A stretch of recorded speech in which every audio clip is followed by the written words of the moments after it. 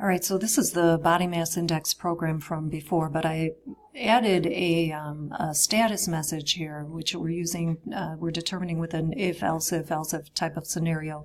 And we have a new technique going on here. So let me say we have let's say a 5-foot person, 100 pounds.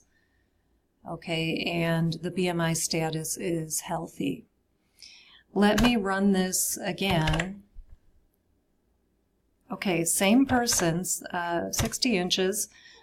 Let's double the weight to 200 pounds. And we have the patient report the BMI status is significantly overweight. So where am I getting these status values from? Well, I just found this on the internet, but this is what we'll go by.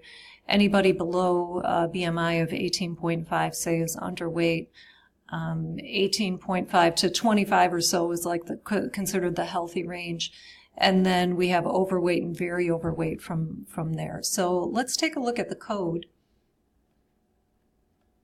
The only thing I've added variables-wise is a string to represent the status. Are they healthy weight, overweight, and so on. And then we're getting the patient's height and weight from the user. That hasn't changed. Here's the formula for the body mass index. And then we have our decision. The decision is what status are we going to assign this patient?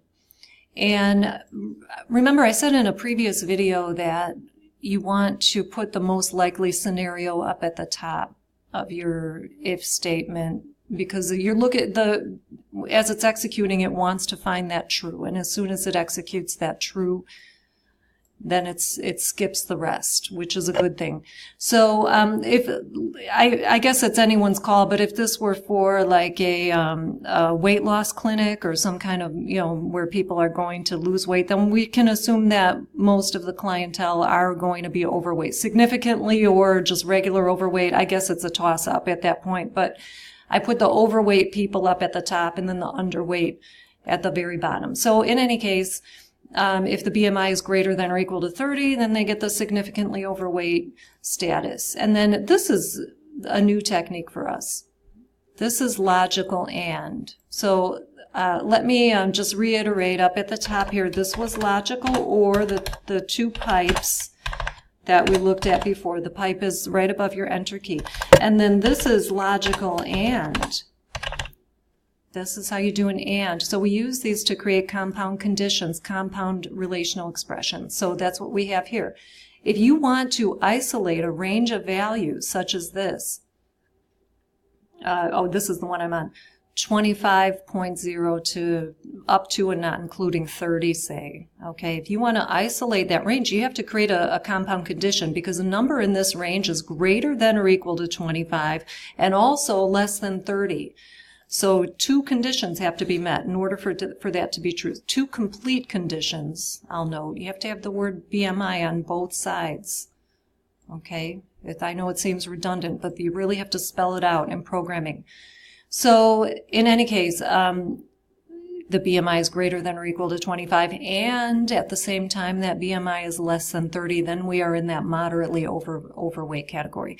And then same thing here. For the healthy people, it's between 18.5 and less, up to not including 25.